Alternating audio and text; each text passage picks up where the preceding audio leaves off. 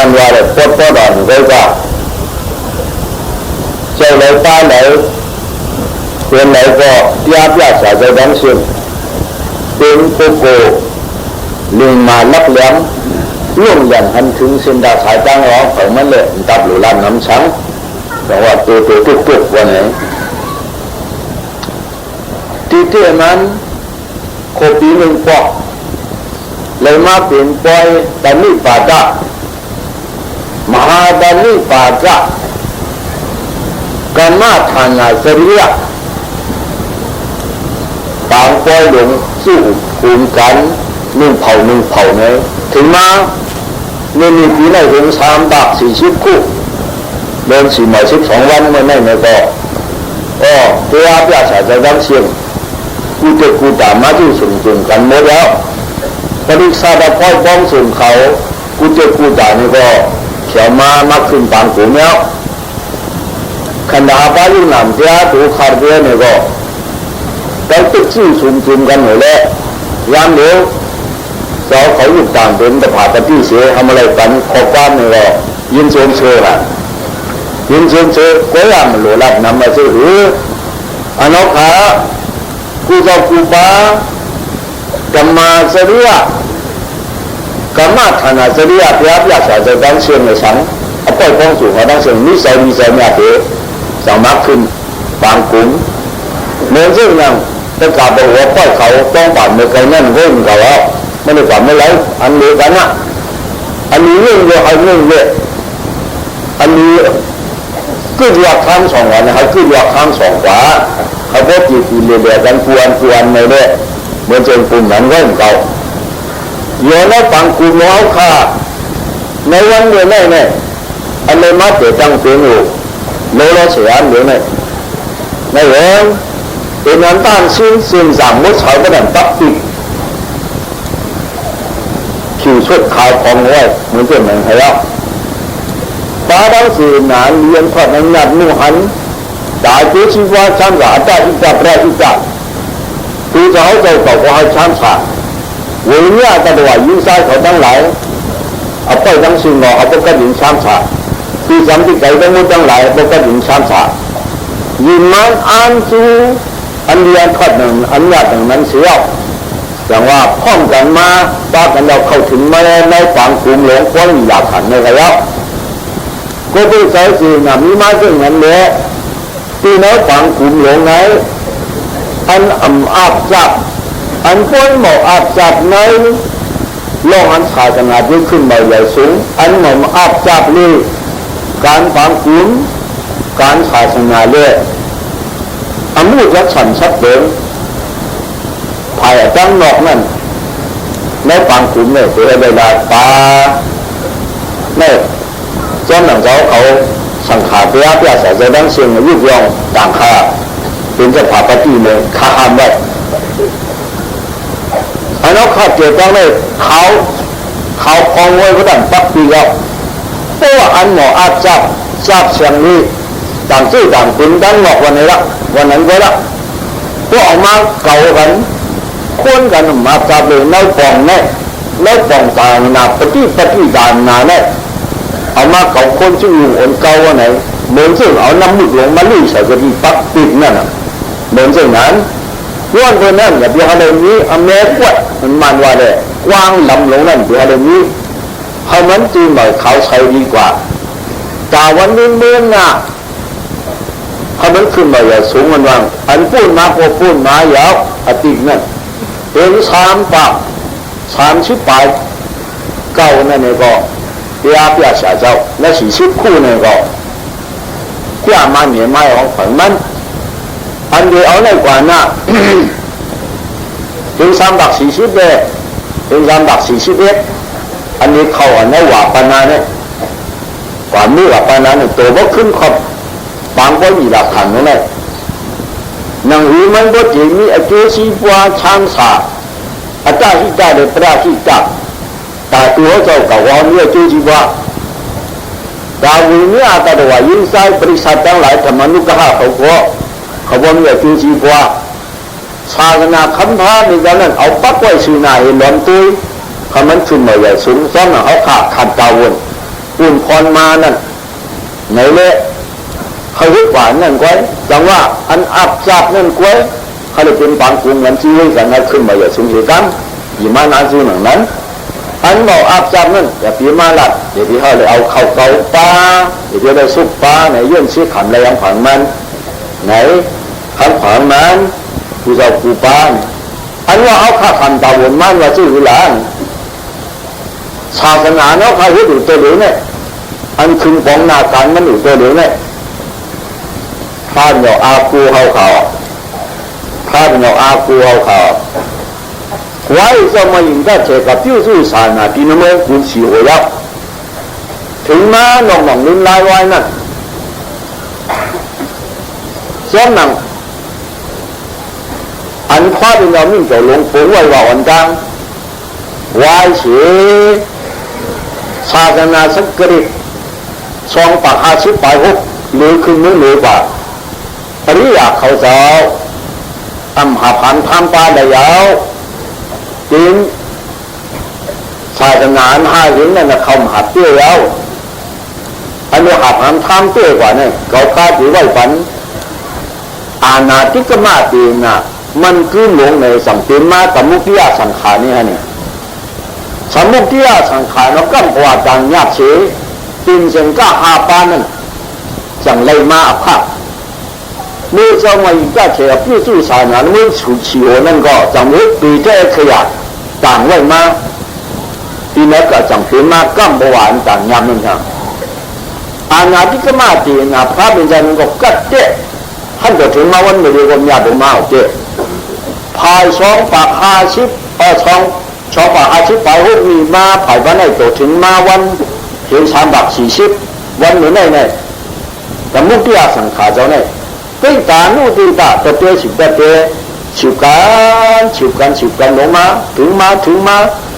ต้องสร้างในการที่ปุ่งโตเหมือนเรื่องลูกไก่ตื้อหนิโยกยานมือโยกโตก็โยกโตเมื่อกู้ขึ้นแบบกู้ขึ้นลูกไก่ตื้อหนิเนี่ยโยกยานเนี่ยกูอ่านสิ่งเนี่ยก็เป็นโมหะมึงสัมพุงล้วนไว้แบบการปฏิบัตินั้นเป็นอันเป็นก็เป็นสังเวียนเป็นเนี่ยก็เป็นย่ามือมันโยกในบ้านนะพวกอันหนึ่งหรือมากกว่าอันหนึ่งย้อนทุ่งสันธรรมดาแล้วเหมือนอย่างเขาขาจ้างกันพายช่างจันต้องหน้าการศาสนานั่นแล้วในเรื่องมืออ่อนนี่นั่นเป็นตัวหรือมาถึงมาศาสนาเห็น2 เห็น5 ปักขึ้นมาภายในคู่ขึ้นฮะสังนี้ลูกเกิดขึ้นนี่นั่นอันว่าดอกเสียงเนี่ยนึงเงาะมันพุดขึ้นฮะขึ้นมาเลย22 ปีอันขึ้นมาเลย22 ปีเนี่ยศาสนาเนี่ยคู่ขึ้นมาวิมุตติอุกาเขตเท่าไหร่วิมุตติอุกาเขตเนี่ยเลยมา22 ปีเมื่อวันตั้งในวันในตึกดาวข้ากรรมฐานนั่งคืนเนี่ยจีนชอบว่าอะไรเป็น30 ปลาย2 ปีอะไรเนี่ยไม่จังว่ามันเป็นเงาหงาเลยว่าจังว่าเป็นเงาหงาเลยว่าภายปฏิบัติเขาเนี่ย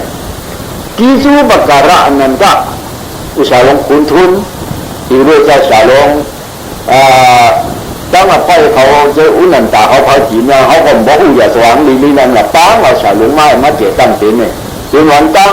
ยังต้นอ่อนจังวิมุตติอุกาเขตรู้ก่อนเลยเพราะว่าเจ้วิมุตติอุกาเขตเนี่ยชั้นมาเลย22 ปีกันแล้ววิมุตติอุกาเขตชั้นมาเลย22 ปีเนี่ยเจ้าพิจารณาจะดังสิ่งเนี่ยรับตาอยู่รับตาจริงใช้เลยมือมาแล้วมุ่งหันสีหน้ามือเนี่ยมุ่งหันสีหน้ามือเสียวจังหวะตาจริงตาใช้เลยตกเลี้ยง我ยังเงี้ยเทื่ออยู่เงี้ยเทื่ออยู่มุงตัวอยู่ไกลมุงตัวลงเห็นเลยที่อยู่สู้ลงว่าแรงเป็นตกเลี้ยงเขาเจ้าพิจารณาจะดังสิ่งเนี่ยตกเลี้ยงย้อนถึงเขาตกเลี้ยงได้เลยเขาเป็นผู้จ้าตามตัวพระเป็นเจ้าผู้จ้าผู้ตามตัวพระเป็นเจ้าอันอาบน้ำพาป่วยปันว่าศาสนาต่อพาวันเมื่อนานที่หาหันทำพาเพื่ออะไรนี้สมุทิยาสังขารเขาเจ้าก้อยเนี่ยจึงหัวเขาขาด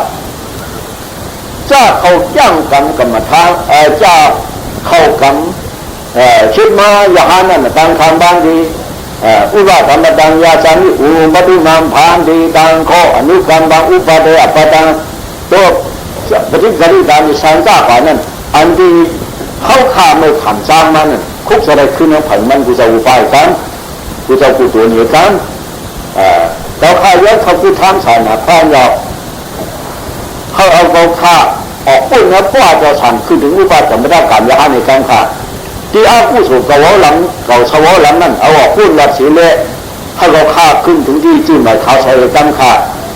ก็แล้วตามตราไว้อ้อข้าลงนั่นเอาข้าลงไหลอยู่แล้วแค่เราสวยออกเฉียวหรือเอากล้องไว้บันเอาต่างมันผ่อนพื้นที่ชุมเลยกันเลยดีค่ะชามกัมอันเอาขยันขานเฮ็ดจางนั่นคุกอะไรขึ้นดีนั่นเนี่ย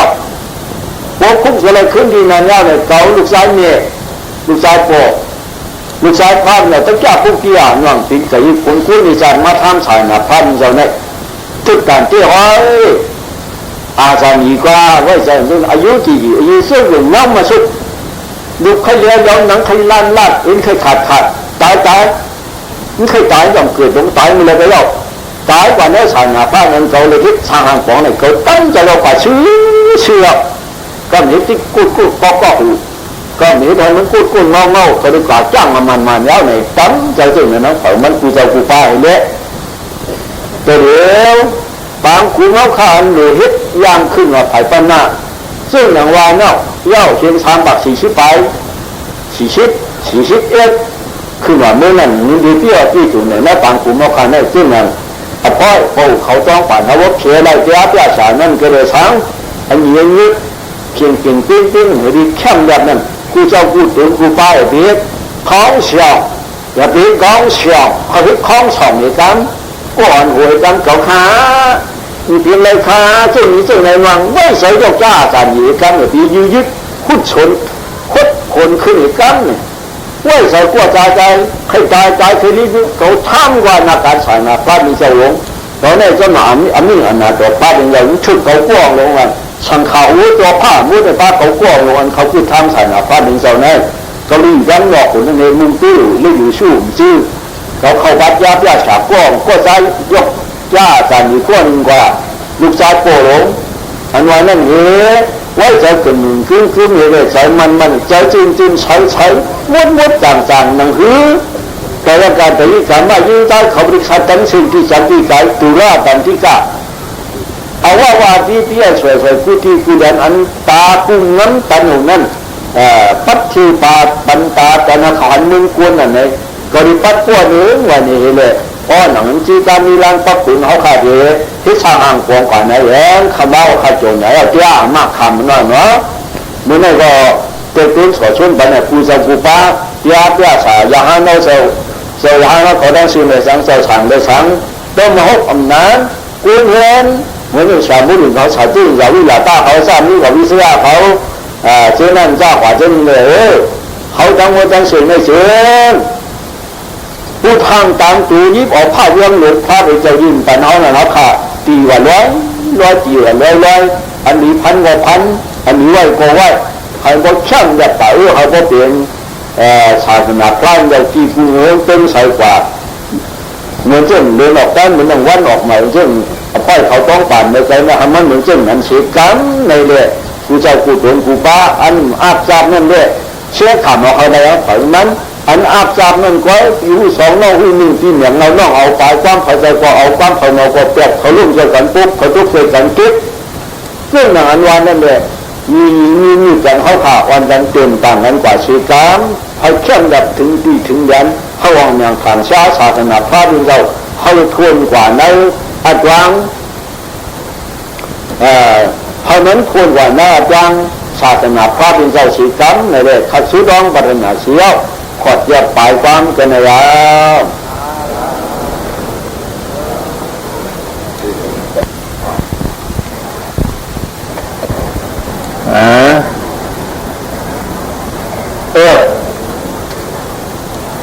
าแต่สติญาณนี่ก็ เรื่องลาดแล้ววันไกลก็หลัดมาหลายข้อหลายเผาแล้วคำแรกในวันไกลนั้นตาดำมาสริยะกรรมะอนาสริยะกรรมะการ ฐานะที่อาจริยะเสียที่เหตุการณ์เปลี่ยนปางไปทำอาจริยะก็ยกกดศัตรูก็ยกกันเองเพียงปุ่นตาฐานะลุกขะตาหน้าศาสนาพระเป็นเจ้าหน้าตัวนั้นความเหตุคือแก่นอาตัวอานุกะชิงหลับเข้าบ้านเช่นอันนี้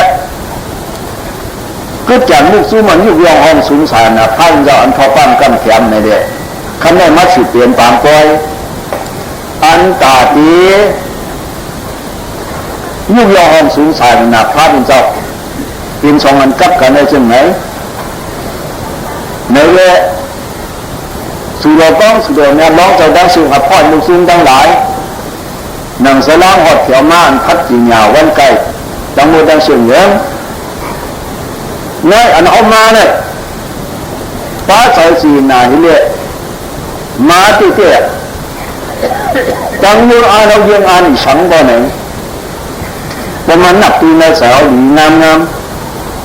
ก็จะถึงเงินเงินกูก็เงาการพองมาเอาอาศิงอยู่ไว้ก็จางนี่เงาเอาหันดับชื่อเนาะโยนจางเตียงการพองว่าสายสีนาเนี่ยเคยฉายนาท่านเราขึ้นมาอย่างสูงเตี้ยสังว่ามาแล้วแต่การมาเขาอันหักขำไม่ดีเงามันอามาขำมันเนี่ยเหมือนเรื่องจีเหงากูวันนั่นเลยก็การพองอายุยองห้องสูงเนี่ยเขามันปีใจว่าจึงนั้นเลยเพราะเขาเลยอยู่ในตั้งกันได้แล้วสีนาปีที่ประมดสารเนาะอันวันเนี่ยฉับผมโซ่แมงก็ปิ้งเงินเขายิ่งปิ้งเงินเขาคำพองเอาไปปิ้งใจปิ้งคอได้เจ๊เมื่อเนี่ยเชื่อว่าเงินหมื่น2 ปากก็คันใบ2 เปียบ15 เปียบเข้าชื่อว่า50 ควายมั่งเลยขอความกั้มแขนเขาควรดังสิ่งย้อนสังขารมีแต่การกระมายิ่งใจเขาอันนี้มาขึ้นปางกลุ่มเนี่ยวันมาวันที่ชัดที่ดีๆปนไหนเยอะเพราะว่าเขาเอาใส่ข้อลงอันเขายิ่งอ่านอย่างศาสนาพระเราเขานั้นขึ้นมาอย่างสูงเตี้ยวันไหนจึงกลุ่มเขาเนี่ยที่เป็นเรื่องมีชื่อว่าอึ้งคีอ่ะนะกลุ่มเขาเนี่ยมีชื่อเขาว่าอึ้งคีเนี่ยว่ะถ้าที่เป็นอึ้งคีหลายๆก็อย่าไปอ้างถึงนั้นเขาไม่เป็นอึ้งศีลนะอึ้งศรัทธาอันนั้นอยู่ยุคยองห้องสูงสารนะพระเป็นเจ้าเตี้ยนะเพราะว่าเขามาขึ้นตามกลุ่มมีหลักคำว่าเนี่ยก็มาเอาตีนเผามันค้าไปในดูให้เผายิงใจเขาก็มีหูเช่ามีเลยมาเนี่ยงอนปล่อยถอมเอาพอถอมเอาแล้วดูถอมขึ้นถอมแดดมีตาดูตื้อขึ้นตื้อแดดมีใจอย่าไปวนขึ้นวนแดดฝันวนใครใจกว่าตาศาสนาพระเราได้ขึ้นมาอย่างสูงนั่นเขาเป็นซึ่งหนังนั้น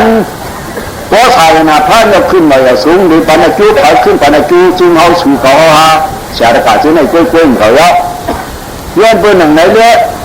ศาสนาพระเป็นเจ้าเอาไหนก้อนหรือก้อนยุบยองห้องสูงได้เป็นอะไรเนี่ยมันเจ้าตัวก้อนเนี่ยท่านยอมพอท่านยอมพอไว้ว่าดำเนินการนำจะพอทุกข้อดำเนินการนำมีงึกพร้อมสิงเตี้ยงปากกันกูก็เอาเนาแย่งกันพระนาตานกาพอสาญามิกากายพละบ่เพราะกาพละจึงได้กาเขาสถานอยู่ด้านชิง20,000 ไป2 ปาก9,000 ใบ2 เปียบ15 เปียอันเกี่ยวหยาไม่ไกลนั่นเนาะเพราะกาพละกาพอสาดิกาพละวันเงินจ้างกำซ้อมอันลองนี้ลองทดลองเนี่ยลองมันสู้มาตัวพระเป็นเจ้ากาพอสาญาก็เรานี่งานในอ่อนกันคืนกองกว่าหน้าการเฮาหน้าการเก่าเจ้าหน้าการเฮาเอาป้อยป้องสุนนั้นสิ่งเป็นเฮาแล้วเฮาทำมาจะเรียกสาวคนกาปาดังตะกายิงใจเขาแล้วเฮาสูดกาคนกาปาดังเฮาแล้วผู้ห้องป้องกันชายเลตะการเขานี่เจ้าแล้วตาแล้วคุณแล้วนั่งแล้วนี่อันยันปิญญาตาได้ขึ้นมาอย่าสูงในก็ปัญการนึกกาปลาถึงธรรมะมีช่วยกันแค่หาผู้ไอ้พอตีนทวนม่านว่านั่นเสียงปิ้งอิงเอาที่อันพอกาปลาเมื่อไงนั่นเอง ซึ่งอันว่าไปชิมมากกับหัวอันวางในเรือก็ไม่ช่างมันกวนเนี่ยเขาหนีว่าป้าพ่องอันนี้เลยมีตะกาปลาในสังตะเม็ดการนำตะโพตะเม็ดการนำมีพ่องสิ่งติ้งปากกันตะโพอันจ้างหยาบคิดหยาบนั้นเขายึดไล่ตะโพทราบยังมาจะเรียนหนาที่อาชีพกันนะตะนำคือติตะโพสร้างนู้อันจ้างหยาบคิดหยาบเขายึดไล่นั่นสองนี้เป็นมังกรดีอ่ะมังกรทอดมังกรญาติลงจ้างหยาบคิดหยาบก็คือมีเงินวางก้อยมีหลักคำลงในก็คิดหยาบไปเจ้าจะก่ยิ่งใจเขาตัวรู้จะเอาคนที่ไก่เนี่ยมาหันวันไหนเยอะที่เขาเป็นพ่อมยืนไรไว้งอที่ค่ายก้อยมีหลักคำมาให้ต่างตีวันไหนเดียวมือที่ซึ่งเขามือที่เขาเนี่ยเขาขี่ใจลงว่าอย่างไรที่ที่ดีเขาเปลี่ยนอะไรแม้ว่าต่างนิ้วไปว่าต่างดิ้นดูไปว่าแต่จะไม่สู้มันจับมันก็ทำรถหรือแห้งเขาว่ายาวๆในหมักปักหรือแห้งไก่ไว้ซึ่งวันนั่นนะเนี่ยแหละอันเฮ็ดหยาบฟองหยาบเนี่ยเป็นเจ้าพ่ออันเอาจ้างเลยคิดเลยคัดใส่จูซ่าเลยขึ้นฟองเลยยกคอสมัยพ่อมันก็เป็นชามฉายาวไหนนั่นเองอภัยตะกายยิงใจดังมือดังสิ่งอภัยฟ้องสิ่งดังมือดังสิ่งเขาเอาใส่ใจใส่ข้ออย่างผ่านมันแล้วเขามาเปลี่ยนใจเขามาอยู่ร้านใจกลางวันไอ้ชีวิตเยาการทำชีวิตการทำนั้นมันไปเยาอะไรเฮ็ดตั้งคืนมาเป็นช้างขบปีนี้หนึ่งปอกขบปีนี้หนึ่งปอกอันนอนมันนอนมาถึงไหนแล้วอันอยู่หลายมากกว่ามันอยู่หลายมากถึงไหนแล้วขบปีนั้นชามปาก60 ปลาย5 วันเขาเลยเหตุการณ์นี้มีการหุบกุ้ยตัดตีดีงามขบปีนั้นเขาให้ทบเลยเนี่ยเป็นครึ่งหนึ่งในกองเจ้านี่เหลือมี30 วันเขาให้ตัด15 วันเนี่ยในกองเจ้าในมาที่เราตาวันเหมือนไอ้ตัวมือผูกของพ่อย่าออกอย่างก่อนมือคือนั่นเหรอสมมติตัวผัวมีผังมันเล้าไหนเลยก็ไปไหนยามันเอามาสู้สูงกันนั่นเหรอปีเลยน้องเลยปีให้กุนห่างเลี้ยงผังมันที่กุนห่างดีอย่าไปให้กุนห่างซะกุนห่างดีซึ่งแย่เพราะไหนเมื่อใกล้ชาพันว่าเจ้าป่าพระลับปันเกินไหนพระนั้นนี่ตัวหลวงปู่มาในกำเลยที่ขาไหนกำเลยพระก็ต้องว่าแซวนั่นตายนั่งเขาพระเองก็นั่งเขาพระเขาไว้เลยสติปัฏฐานสีบาธรรมปัฏฐานสีบาอินทิบาสีบาอินติริหะปาปุหะปาโพสังสีบามากางเตปาโพธิปัญญาฌานคาราเบลเขาเลยต่างเราไว้ว่าอย่างกำเลยขาก้าเก่าเผาหลังต้นมาผู้เราพอชิมว่าพวกได้อยู่ในกันเขานำ2 บ้านนั่นเขาในกำพักวันนิวานซึ่งในกับพันยงลดท้อปัญหาว่าดีนะอามิชาปูสามาอันนี้ลูกหมออันนี้หลวงก็พันยงระหว่างยักษ์นาดีนะในถึงมาตัวหลวงมาเก๋อามิชาปูสาในไอ้จ้องลองสังมิซื่อคือลง1 ล้านดีขามือหน้าคาเฟ่เราสังลับปันเกินไหนพระนั้นนี่ตัวหลวงปงมาในกำเลยดีขาไหนกำได้พระเราต้องว่าแซวนั่นตายนั่งเขาพระเองก็นั่งเขาพระเขาไว้เลยสติปัฏฐานสีบาธรรมปัฏฐานสีบาอินทิบาสีบาอินติริหะปาปุหะปาโพสังสีบามากางเตปาโพธิปัญญา37 ยังเครื่องจ้างต่างกันอันเขาพระสื่อวันเช่นต่างมันไว้อันไหนกว่าเราผู้เราคอยสื่อมาสังวาจ้างกันอันไหนกว่าสังติเลวันนับย้ำหันกูญาติเขาพระเนี่ยไอ้เจ้าว่าพระเป็นเอาห้อยเตี้ยเนี่ยเป็นปริยเตี้ยอันหนึ่งเมื่อชาติเตี้ยอันหนึ่งธรรมโมตุวิโทนิปริยายาธรรมโมปริยายาธรรมโมดีธรรมโมเตียโดดีนิปริยายาธรรมโมมุขชาติยาเลตตาปริยายาธรรมโมปริยเตียเลตตาอิติตุวิโทนปะปยาชีมีช่องเปิดไว้พระถึงเอาไว้ตัวละส่วนหัวมาปีพลังเรื่องหัวคู่กันคือจ้องคู่ฟ้าฟ้องดีว่าตานังตะกระดาตัวปานังตานังบาดเจ็บมุจามังตานังอุจุกระดาเมกันตานังโมฆะปัตตมรังตัวนี้ก็ได้สังตานังอนาโตพระโตที่วุฒาโตที่วุนาโตอาสามิปานิก็ได้สังนิปานอันว่าเลยนิปานอยู่อันว่าปริยายาเตียเมื่อไกลตะกาโบกระทาวะถือเหมือนหัวเมื่อหนังวัวคือเรื่องมันชอบมันเราเนี่ยมัดจับลักชัดว่าเสื่อมไปมัดจับลักอะไรนั่นก็ไฟเราออกเป็นปริยายาเตียตัวซับลักเดียวว่าเราไปซับลักคือเอาเสน่ห์แต่เสือพวกกับอาสาเจ้าคือจองประเจตเตี้ยปุ้งไปจ้างเนี่ยซื้อได้เห็นดีๆเนี่ยเป็นไหนยังไปซับลักไอ้นอไปซับลักเนี่ยหนังอ่ะหรือว่าซึ่งนั่นเย้าเนี่ยคือไหนเนี่ยเข้าไปตายวันเมื่อไหร่ไปตาย ลูกจ้างคำเต้ๆว่าเพราะฮักดูเจ้าเจ้าของว่าไหนจึงอัตหิอัตโนนาโทโกหินาโทปรติยานวังจะไปอากูผากูดูเจ้าเจ้าของก้อยไหนเด้ลูกจ้างกำกำเดือดเผาไหนเรียกพระเป็นยาสั่งข้อพันเพราะจ้างอันไหนจึงส่งเที่ยวอันนาเก่าคราส่งเที่ยวเลยว่ายุ่งยันเก่าคราเย้าเนี่ยขยมยอเพราะปัญหาไว้ลองจ้างตั้งกำมันเขตกึนแค่ตึงมันขึ้นขึ้นหุ่นกานังตีนักศิลปะประกาศกันอีกคำว่าดูถึงขั้นไหนถึงระโยกขั้นไหนนี่ป่านนี้ตีที่ขั้นปลายขั้นเก่านั่นน่ะศิลปะประกาศกันนี่นั่นเนี้ยว่าอย่างเนี้ยเพราะใครอันตีกวางตีนลิกมันมันกว้างเสียจนหอกคำยึดนั่นเนาจะไหนไหนเด็กย้ำเดียวตายอากาศใจยี่กามาป้องเขาทั้งมุดทั้งหลังในกับป่านก็ดีหยุ่มยำโยอันถ่อมตราในเจ้หนึ่งก็ดีหยุ่มยำมาในเรื่องนี้ถ้าไปหอแข็งหอแข็งสมหอกาหือในก็เพื่อนเปลี่ยนหอในเลยตีปีมาเลยอุขาตีตีอยู่ปกติเป็นซื้อดีอยู่ปกติซึ่งตามหลักจากตัวข้าเป็นเจ้าซื้อมันหลายที่ได้จ้างกำเอาเนี่ยปกตินางจ้างกำอาถูกเอาเต้หังของมันนั่นเนี่ยอายุจีซึ่งนอกมาสุกันวางใครปีนชื่อหรือปีนใครตายไปนิดตายตัวรู้ว่าตายก็เก่ารู้เนี่ยก็ตายก็เก่าว่ามันกองขาทั้งตัวตายนอกตัวตายมาเข้าไว้ลงเขาหลู่พลาดราสังขารหลู่ตัวหลู่ใจหลู่พลาดราสังขารเสียสมัยเขาก็จ้างกำเต้ๆว่าเฉาออกมาแล้วก็เมื่อนั้นเขาเฉามาออกต้องบอกตายของตายในจ้องตั้งใจแก่นเส้นนั้นเลยแหละใครจะกัดกันมายิ่งใจว่าเขาจะจูจ้าถูกขวาเนี่ยมันขอกำบ่จูต่อมาห้องใจเลยบ่ได้ตายแล้วมูนะว่าไม่ได้เขาเองกลางปิสิมาจะกลางกับมูนะความสันสอนสูงมากเลยกัดกันมายิ่งใจว่าเขาในเนี่ยเราก็เรียกสังขวันในมึงเราก็เรียกสังตอกใส่ซึ่งไหนในเย้าไหนเขาตัวไปตาจู่ไปตาเนี่ยใครหันในจ้าหันกี่นับใส่หนาไหนตัวใส่ต้องเก่ากี่นับเรียกไหนไปเจ้าเก่าสังสู้ว่าในฉีจันมากโกนึกปั่นเบี้ยกว่าเพราะในกี่นับใส่เย้าไหนนั่นนะพอมาตัวดีงามวันหนึ่งว่า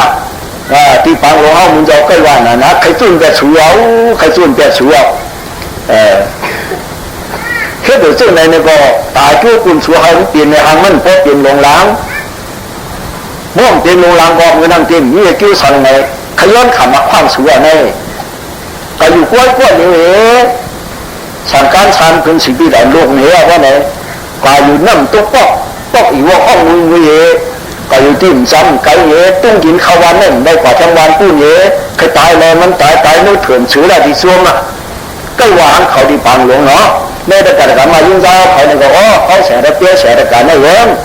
ซึ่งเขาไปเดี๋ยวนั้นไปสืบการน้ำกว่าเปลี่ยนมาเจ้าหันว่าจังหวัดเนี่ยจะใส่แต่หลวงมังคุดเสียงลูกไหนอันกระตุกถึงปื้นสมุกตราเลยนี่แก้มนี้กันเนี่ยจะใส่แต่มังคุดเลยมาเมื่ออยู่สักการมือมันจะเจ้าอะไรเตี้ยมือตีลุงเสียตัวเขาจะมันไม่ยันอย่างนั้นกึ่งกลางมาแบบฮัทพร้อมกว่านอกเจ้าชายแต่เมืองพุทธเนี่ยยินข่าวว่าราชการเนี่ยก็ข้อที่เมืองจะถึงตัวพ่อมาหินซึ่งเกี่ยวมันเจ้าเขาตัดไม่ตัดแต่นะเตี้ยคุณหย่องว่าไหนหลวงหย่องเตี้ยเขาก็หย่องเอาก็รู้ก็ไปก็หย่องนิ้วในเตี้ยมันใจช้างมันไม่คุ้นหย่องคิวนอนขวางโยกเนี่ยมันจังถึกมากถึกขู่มันจังเสือกมากเสือกโกรธตียุ่งคิดยุ่งเปิ้นกันเขาเรียกว่าปล่อยกันสติไว้เสือคบนี้ก็ปล่อยไม่ได้ไปไหวกันแน่ถ้าใจจู้จ้าจ้างกันก่อนวันการเมื่อน่ะวันมุกซุ้มมีหลักขันว่าเขาในคนน่ะคือมันเนี่ยเปลี่ยนมันขึ้นมันขึ้นว่าอันนี้ไปดีในเนี้ยกันเองมือใกล้ตะเก๋ากระทะสั่งความขอดยอดความนั่นคือผ่านแล่ความมาต้านในสังหารจุดนั่นเนี่ยป้ามาหนังซื้อใจนั่นกันในปีกายเขาไปได้ซุ้มแผดคากระซื้อในหนามปานเขาอยู่มือเป่าลงเขาต้องปอกตัวนี่ใจสังว่าผู้ไหนแลกการผ่านการมันลงผ่านลงมันนั่นเองให้ไหลไหวเอวข้าใจจู้จ้าหนึ่งขึ้นนี่นี่ยังขึ้นไหนอย่าสูงเมื่อกว่าย่อเป็นนึงเรื่องนั้นว่าต้องคือว่าวุ่นนั่นในตัวหลักหัวไว้นะฟังนึกสู้มีหลักคำลงเลยเพราะว่าตามตึกต่างๆนั่นเฮ็ดว่าในดึงตีเงาหนาหลวงเขาเนี่ยอาชางว่าเป็นปีไอหลวงเขาน่ะห้องเจ้าเป็นว่าเป็นชูเจ้าเจ้าเขาเข้าหัวปิ้นกันในวัฏเขาเชี่ยวเกี่ยวเขาช่างล่างเนี่ยหรือหัวปิ้นกันเนี่ยเหมือนเจ้านางเมืองตีนั่นนี่ไว้มาแต่ที่ประพันธ์แต่ค่อยนั่งที่ไรนิยาเนี่ยคือแต่ค่อยนั่นแต่ข้างในตีนมันวางด้วยมันจะใส่ใส่ค่อยมีขวานเนี่ยเจ้านั่นก็มีในเขาเตี้ยงกันน้องบัวดังเสียงเอาต่างตีนั้น จึงว่าใครนั้นขึ้นมาอย่างสูงหรือว่าไหนพอถึงเมื่อที่ตึกดาวเฮือนเอาเยี่เอาตึกดาวอะไรเฮ็ดเมาเอามาเฮ็ดก่อผ่าซ่องผ่าสาซึ่งนั้นเชื่อเรื่องว่าเรื่องในร้ายเมื่อตัวกันตัวจ้องเมื่อหลอกเมื่อตัวบางกลุ่มซีเว่ก่อนขึ้นขบมือนี้บางกลุ่มซีเว่มาไหนก็เฮ็ดผ่าซ่องผ่าสาเชื่อกำนั้นเนื้อนั่นการมีบางกลุ่มอย่างนี้ว่ามาไหนก็ซ้ำใครเอาซีบัวยี่เข้าปานเอาสีโรลาเอาโซ่ตะขานน่ะมันจับชั่วดมเหลี่ยมก้อนงูในวัดแฉป้องวันเนี่ยเนาะเนื้อศาสนาการศาสนาลงจันกินน้ำหนักนี้หนูนั่นก็สร้างนี่เนี่ยมันจะเขาทุบมากูเนี้ยเนี่ยเขาจะมาห่อตัวหรือเนี่ยก็ยังเป็นลูกน้องป้องปลายเฉาตึกนี้จะแฉตัวหัวติ๊กซ่าคนนี้จะแฉหัวหน้าคนนี้เขาเนี่ยอุปนิสัยที่เขาจะเลยจังโมมาจังมาห่อเตี้ยตัวหรือเนี่ยก็เตี้ยเขาจะหลุดห่อนำเพราะเขาจะอีเฉาติ๊กเนี่ยเขาก็ฮิตป้ามาฮิตได้เห็นเนาะเห็นได้เลยเขาก็ใกล้เพราะมันพวกหมอนั่นเนาะใกล้ไหนเลยเขาก็เลยบรรยากาศก็มายิงใจเขาตัวเหลืองมาถูแต่ก็ยิงใจปล่อยตังบดตังสินเจ้าหมกซุ้มหลวงเอาในตังบดตังสินกูตีกูแหลนั่นมาเป็นเผามาตันเปี้ยงหนังโหใจโหคือเนี่ยซึ่งนั่นเนี่ยนั่นใครมันขึ้นมาอย่าสูงใครเย็นเงี้ยนั่นมึงจะห่อปันเตือนหรือมึงว่ามือซื้อนั่นเนาะเท่าไรเลยว่าเป็นหับกว่าวันนี้มันจะมาหน้าสูงเรื่องความใจมันผ่านในช่างไหนหลุดผ่านนั่นไม่ใช่เขาจะคิดแต่ที่เขาผ่านตัวหลวงเนี่ยให้มันผ่านโลภะก็หลุดผ่านแต่โตชะก็หลุดผ่านแต่โมหะก็หลุดผ่านแต่นิ่งก็หลุดผ่านแต่คำก็หลุดผ่านแต่ผ่านไปมุดแข็งผ่านนี่นั่นนะเรื่องนั้นนะเย่าการเมื่อเย่าวันมึงจะใครทำเย่าการนั่นนะใช่เย่าการเมื่อหลังมึงจะมึงหนองอะไรพวกเนี่ยใครทำเย่าการนั่นนะใช่นะไหนกูชิ้นกูนายกูยิงกูใจพ่อควงสุนจังหมดจังหลายเขาเสียงเพราะว่าการเปลี่ยนไรปีไหนไปเปลี่ยนไรเมื่อนาเนี่ยก็วันเมื่อตึงต่างซื้อไว้กันเนี่ยการปรุงลงในสันเสริญมันเปลี่ยนแข้งเพราะอะไรจึงเดินทางถึงนี้จิ้วอยู่ในอัลลาห์หลานเปลี่ยนเส้นไหนเพราะไหนน่าตัวเรือน12ว่ะเพราะเรือน12ไปแล้วหรือสีแจนเอาความปรุงเนี่ยหรือสีแจนกันเนาะก็ไหนเปลี่ยนไหนเนี่ยก็สังเกตขึ้นย้อนมาเนี่ยก็จะไปถึงเดือน12เมื่อปลูกกุ้งกันตัวชีวกันตัวบางทีว่าป่าหยัดกว่าเย็นหนากำลังกูนปีน้อยวะแต่กะเขาตั้งไหนนะกูนปีน้อยเขาเนี่ยอันดีปีนในสัมป่าหยัดหนาเมื่อช่วงกินถุงมันใจจ้างเลยวะกูนปีนเขากูไอ้ก่าเขาเนี่ยนี่นะกินตัวไว้นั้นลูกกันนะจะเกิดไว้เขาว่าปีนกว่าหยับนั่นก็แล้วโซ่ปุยในห้างกว่าหยับยินนะโซ่ปุยห้างกว่าหยับยินเนี่ยกูนปีนเงินนั่นเขาเนี่ยเจ้าในวันนั้นก็พวกป่าพวกขันห้อยมันเนี่ยมึงจะเนี่ยมาหลับที่เขามึงจะก็ทำหลายปอกไว้ในเรื่องเจ้าอันป่าง่ายมากง่ายเจ้าในตีลายเสียมบ้าในพวกการเปลี่ยนไรได้ตัวเลี้ยง12นั่นเองนั่นแหละมาสายเลยจะเอาป้อยต้องเอาป้อยหลงตีเงาเหงาก็ตีเมื่อลังคืนในว่าเนี่ยในป้อนเปลี่ยนต่างปีในว่าปีหน้าผ่านใหม่นั่นเขาไปลูกไปหายไปตายไปควายนั่นในขึ้นกลุ่มพวกคบกันอันหนึ่งก็มาสู้มาโอ้ตายเนี่ยพอเขาตายเนี่ยก็เรียกขึ้นหอบันแทงหอบันในก็เก่ามันหมอน้ำหอบันในก็เก่าเนี่ยเมื่อเขาเนี่ยถักก้องยันอยู่เนี่ยติดหอจูนาผู้ทำมันเนี่ยเอาตีนาผู้ทำมันเนี่ยก็ยามถมมาขึ้นหอบันแทงติ๊กยามถมขึ้นหอบันแทงติ๊กเป็นเสื้อในฝาเนี่ยแต่สามารถยิงใจเขาก็เป็นยามขุยจ้องก็แล้วตึกเผาตึกมันอ่ะอ่อนข้าวถั่วนี่ว่ามันอยู่ยำเตี้ยเนี่ยมันอยู่เมาคืนมันก็ไอ้พัดที่ชาวบ้านชาวเจ้าเขาจบเนี่ยว่าเขาเหมือนเป็นมุนจ้างอ่อนว่างมุนจ้างโกปันตะกาสีป้อตัวเหลือเนี่ยบอกยอดกวนบ่งอย่างกวนโต้เตี้ยเป็นกวนไอ้กวนพัดที่ชาวเป็นกวนมันหลงมาหน้าหนังนะเขาแบบนี้เขามีโต้เตี้ยเป็นกวนเนี่ยเขาเป็นกวนเตี้ยนี่ลูกชายโป้เขาหลงเกิดเป็นกวนใจอ่ะสายนี้เขาซ้ำเรื่องเลยว่าไหนอย่าเตี้ยเงามือถือในความปวดขอดไม่เคยว่ากันเรื่องไหนนะทางฝั่งมันกูบอกทิ้งกวนนี่แหละข้าใจจู้จ่าจ้างกันฝังฝั่งนั้นกูดีกูดังถือว่ามาความมาสู้มาความก็ใส่เตี้ยก็ใส่ในแต่ยิงใจทั้งหมดทั้งหลายเขาวันกันมีดังสัทธาศีลาสุดาจากาปิญญาที่รอดปาอุจจาสุดอกองราจิตปามีเราอายุนาสุขภาพปฏิปันนาชื่อหลวงหาปายาสาจิติสีดีติซาลาภาพอกีกุญแจเสดียสูงจากกว่าอิสาเสีย6 ปาทางข้าทางสติปัฏฐาน4 ปาธรรมปัฏฐาน4 ปาขี้ปา4 ปาอินทรี5 ปาปู5 ปาพระจันทร์10 ปามาการ8 ปาทางข้าทางปรมี10 ปาปุญญากิริยา10 ปา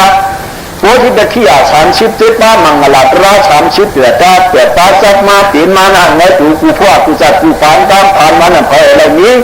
จางขี้น่ะเพอเปอะไรผู้จางรู้ว่าเปอะไรเงี้ยอันเป็นมากตรากูตราไม่ปั่นร้านวันนั้นก็เล่าให้ปอกปอกตีนมาสีนากันดางเผามันในปุ้นเป็นในล้อกะพอถึงว่าอภัยภูราถึงก็จะขัดไม่ปั่นเนี่ยวิ่งหลงดีหลงช้างสายยางอย่าหัดจากกระดาษกลางกูคุณกูนางแต่หมดดังสิ่งสีกันเลยได้เนาะ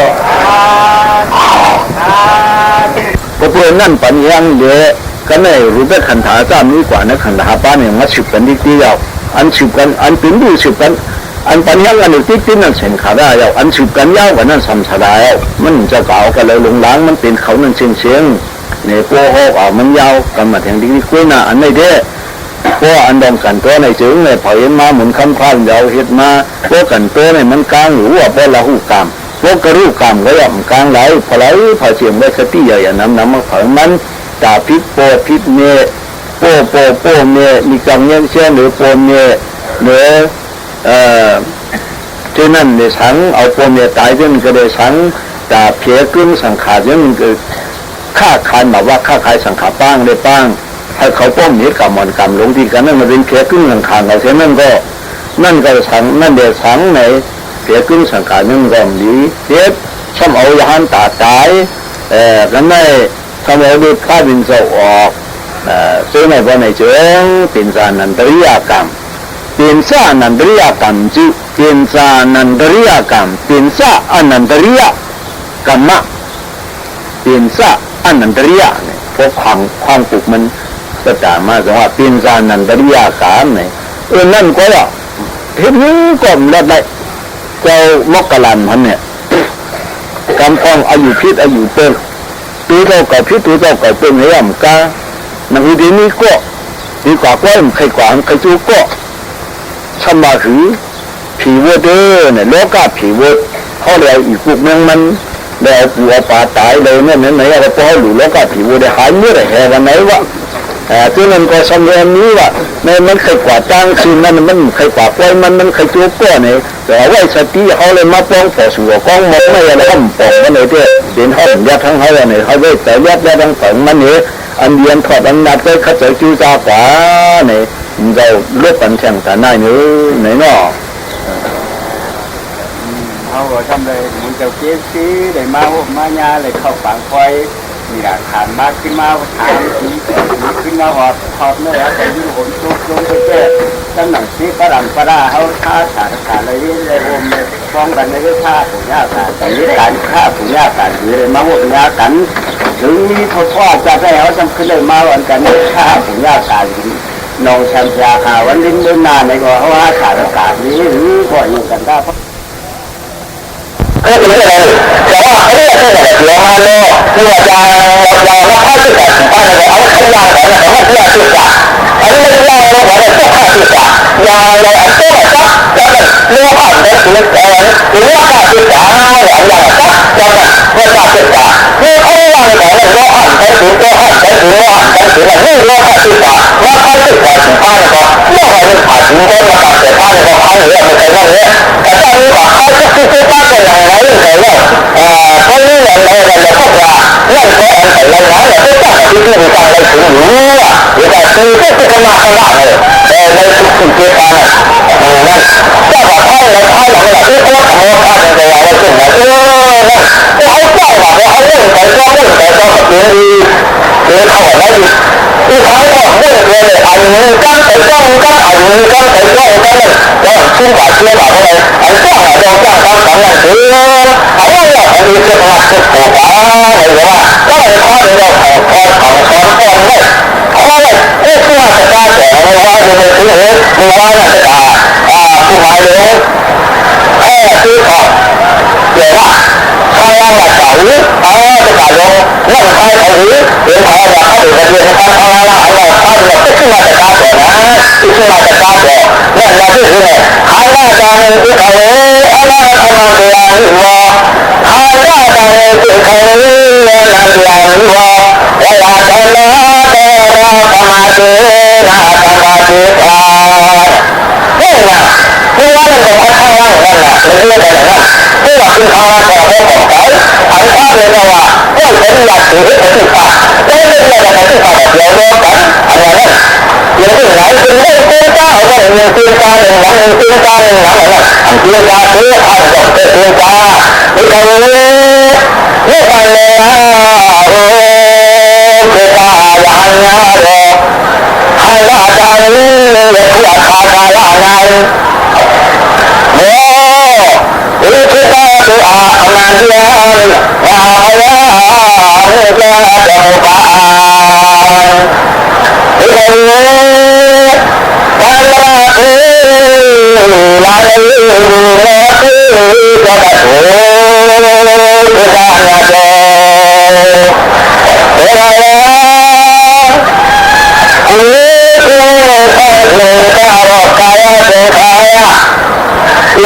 กุโตเตตะโลหุเตขายะอิทิจังโลกะโรตุตะเจขายะโอเดขยาติอาลุติโอทานาจิตตะเจระตะโพติอาสิปุริตังทานาโคโลกุตะเจระตะโพติอาโรอาตมาที่น่าจะเป็นเราเรียกว่าอย่างนี้เราจะเป็นตัวอย่างเช่นอาตมาที่พาที่ตัวเองจะเป็น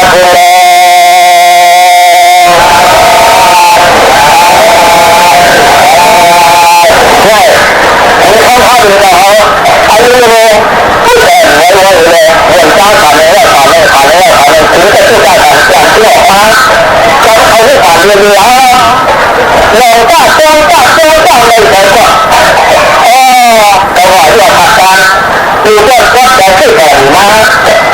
ตอนนี้ไม่เพียงเจ้าพระเวลาพักหนึ่งนี่ตอนนี้ไม่เพียงเจ้าพระเวลาพักหนึ่งเนี่ยโค้งเราขึ้นไปเลยอาคาการก็เลยตัดสินใจเลยถึงพระถ้าเรียนร้องไปถึงท้ายสีเมื่ออาคาการก็เลยตัดสินธรรมดาได้ที่ร้องตัวก็อ่านตัดสินร้องตัดอ่านตัวร้องเสียก็คิดเรื่องร้องคิดก็ไปอ่านคิดมาเลยเขาตัดสินเลยอยู่คิดร้องเรื่องอยู่แต่คิดก็ร้องอะไรเลยเมื่อเขาพาเขาผ่านแล้วเมื่อเขาจะอ่านเขาพาครับเมื่อผ่านเลยถึงเมื่อผ่านเขาผ่านเขาผ่านคือก็คือของล่างก็คือเพื่อจะเพื่อหวังเพื่อเงินของหลวงพ่อหรือว่าเขาหวังเพื่อข้างจากไว้แล้วก็คือความคือเขาก็คือของล่างสื่อสารเพื่อเงินผ่านเหวผ่านก็คือเรื่องว่าเรื่องหาสื่อสารแล้วเหวอะไรเช่นนั้นไหนเลยก็เห็นไหมหลานเขาบอกเอาเงินไว้สองครั้งเขาที่ผ่านมาไม่ได้ผ่านขนาดสองครั้งเขาพูดกับเราว่าเขาบอกผู้ให้การสูงเขาพลาดเรื่องของเราพูดถึงว่าต้องไม่ครอบครัวได้หรือคือคืออยากให้มาแค่ตัวเพื่อนตอนนี้เขาเรื่องจะเลยทั้งล่าผ่านไปแล้วทีนี้เขาเชื่อใจในความเรื่องมันเรื่องอะไรมันค่อนข้างจะเอาอย่างที่เรื่องอาเกิดจากการที่เชื่ออย่างเขาอยากให้เขาแบบจะมาสังเกตมาอยากให้เขามาเรียนเขาเขาไม่รู้เลยเราอยากให้เขาไปอยากให้เขาเขาก็ว่าปากตัวหัวคือเหมือนเขาฆ่าอย่างไรดีไม่เขาของตัวนะไม่คนหรือของถ่ายใจโอ้ข่าวถ่ายของการกระจายข่าวทิ้งเคยอะไรไม่เขาของเป็นอะไรเลยไม่ข่าวจะพูดข่าวจะจำเขาไม่ทันคือเขาไม่ใส่ที่ไม่ใส่ที่ผู้จัดรถเขาถือว่าเขาถือว่าเขาเข้าร้านแต่เขาไม่ได้ทำไมใส่เสื้อที่ผู้จัดร้านร้านแต่เขาจะไม่อยากซื้อคืออยากซื้อคือหลังซื้อเลยไม่รู้คือแค่เขาจะไม่เล่นกองไว้ถ้าเราว่าขับไปทางนี้แล้วก็จะลงไปได้หรือไม่คือเขาจะหนีผู้จัดเขาจะไม่ใส่ผ้าเสื้ออะไรเลยก็ถ้าเขาแต่ว่าเราให้เขาจะเขาเลือกทำแต่ว่าถ้าเราให้เขาจะคือหัวที่เราจะเลือกทำสารที่เกิดมาในใจนะอันนี้เราต้องสารที่เกิดในทางหลักมันในใจเราที่ถือที่เขาเนี่ยเขาจะเลี้ยงเขาหันหน้าสารที่ในย่างหันแต่เราทำงานเลี้ยงเพราะว่าจะถือจะเลี้ยงเขาต้องไม่ได้หลายอันเขาเลี้ยงอย่างผมนั้นต่างกันอย่างแต่ทำงานเลี้ยงเขาค้าเดือดต่างกันมาเลยเรื่องอะไรก็คือเขาแบบที่เลยเขาเอาตามยานอยากจะเอายางขึ้นเลยนี่เขาอย่างนั้นเหมือนเขาฆ่าเป็นแบบยางที่เขาเลี้ยงยางเขาเลยเขาเราคิดเลยแล้วก็มีความสามารถของเขาว่า ลองวัดลองตาเจ้านี้กว่าวันที่แสงขาราลองเล่นลองเข้าใจว่าสาธุเจ้าแสงขาราพระที่ในกันว่าเจ้าญาตินา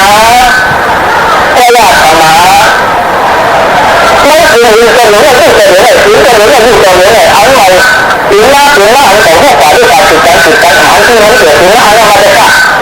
อันมาจะกล้าว่าให้เกิดถึงหน้าหันหันไปหันตัวเสียหันย้ายจากเขาไปหันเขามีท่านอยากเขาหันทุกคนที่ว่าเขาพลังอันมาจะกล้าเป็นตัวกันตัวมาเราเรียกว่าสังขารเสียาดูเนื้อญาติคือนานให้ญาติมาเขาคือลูกคือลูกตาคือไม่เกี่ยวไม่คือต่อไปแล้วการทำมาเขาพอได้คือลูกคือลูกคือนั่นคืออาตมาถือเอาไปตู้ยาที่ของคุณเนี่ยย้อนเรื่องเลยนะการมาถือผ้านั้นที่ถึงคุณคือการตาความเสื่อมอะไรเนี่ยหรือทั้งภาพเนี่ยฝั่งซ้อนก็ไม่คือร้านเขาจะคือเลยว่าถือเนี่ยคุณตัวติดเสียนั้นถือเนี่ยถือทุกรู้ของใจเนี่ยมันถึงสังขารพระหรือตาถึงลูกตาถึงสังขารพระที่มันเสียเนี่ยหรืออันเสียเนี่ยหรือเขาคือไม่ว่าเสียเนี่ยสังขารพระที่นั่นเอาได้ก็ตึ้งอย่างว่าคือมันถึงเนี่ยมาเจ้าพ่อถึงที่สังขารทำการนั่นจ้าเลยเพราะเราต่างคนก็มาที่ไหนเลยเราต้องเข้าใจอันนี้ก็คือข้าวนี่ต่างดีกันทุกเลยเราถือว่าเนี่ยเราถือก็ให้ว่าทั้งที่จะต้องไปถึงได้ทุกคนก็ทำสามารถคือหมายา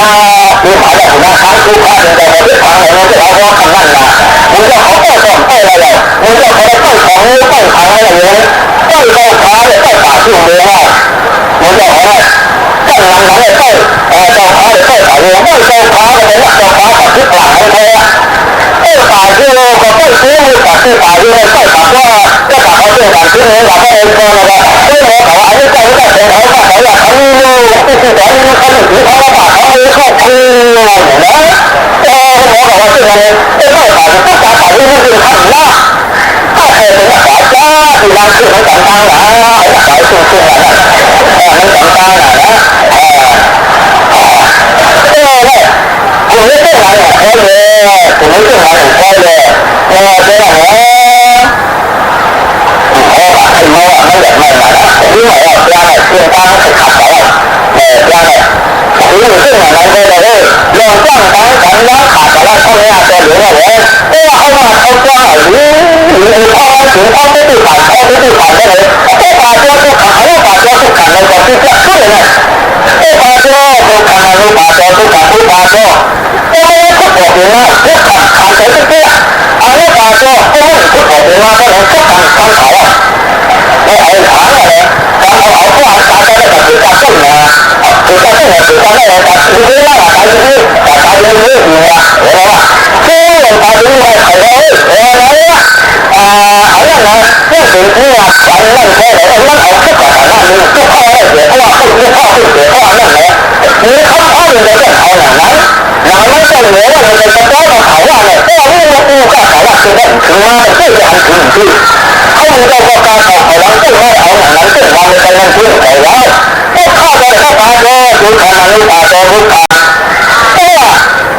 ไอ้เขาบอกเรื่องมาเลยนะเขาบอกเรื่องมาที่ว่าไหนคือถึงจะขาดแต่ที่ที่เขาบอกเรื่องมาแล้วที่ว่าจะขาดยาในใจมันแล้วแต่ขาดว่าอะไรไม่ถึงขาดคือไม่เลยก็คือเราอะไรที่เมื่ออ่านเขาถึงว่าที่เราไม่ถึงอยากถึงว่าหายไปข้างนั้นถึงเราอ่านเมื่ออยากถึงว่าหายไปนั้นถึงเราอ่านหรือทางนั้นมาเขาตื้อยาตู้ผ่านมาเนี่ยยางเราเลยนะคือเราทำงานที่เรามาแล้วที่เรามาแล้วที่เรามาแล้วเอามาแล้วพอเราพาเราตั้งเรามาแล้วพาเราที่มาแล้วไอ้การนี้ตัดเรื่องจะได้พาเอามาแล้วพอเราพาแล้วเขาโอ้ยที่เราเราถือเราตั้งเอามาเขาตื้อเรื่องนี้ที่อาตมาถือว่าอาตมาถือผ้าเราไม่ใช่เป็นเรื่องอะไรที่เราถือโม่ห้าเราถืออาวุธตาที่โม่ห้าเราถือโม่ถืออาวุธตาถือเราก็เลยถืออะไรก็เราถือตาเขาก็เลยเรื่องผ้าถือเราไม่ถือที่อะไรนะเรื่องผ้าถือว่าจะมีการถือหรือจะไม่ถืออันนี้จะไม่ถือก็ไม่ถือเราต้องการทำงานก็นี่ฮะต้องการทำงานอันนี้มีข้อที่ถูกผ่านสาระอะไรวะต้องการก็หาเราอะไรต้องถูกคนที่ได้ต้องถูกคนที่จะเหลือข้าวการพอได้เขาถามเขาเหมือนกันนะที่เขาเราต้องเกี่ยวกับหัวก็ต้องจะต้องตรวจสอบเรื่องนั้นไม่เป็น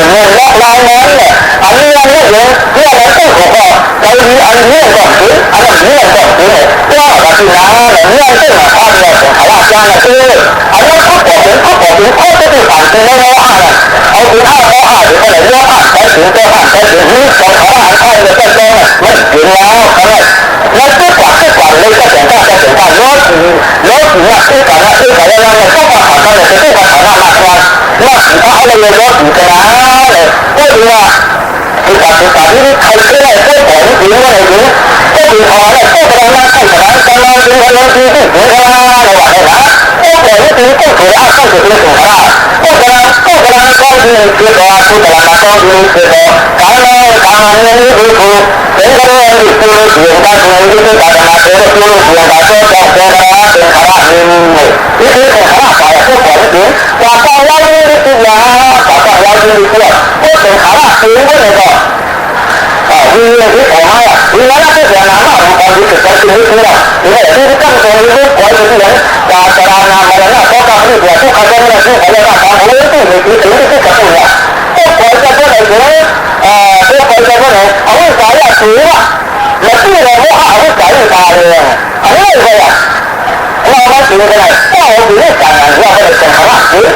cái khả năng chứ là mình chứ cái mình chứ là mình làm chứ cái mình làm chứ rồi phải là cái làm chứ có phải là cái làm chứ là phát triển chứ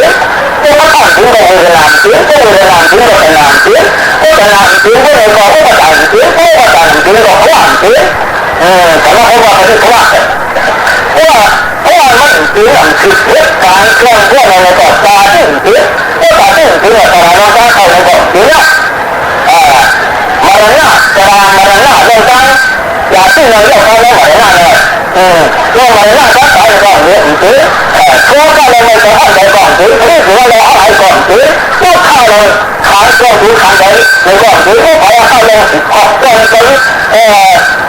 如果看谁就看了你，如果我要开人实在苦海之内，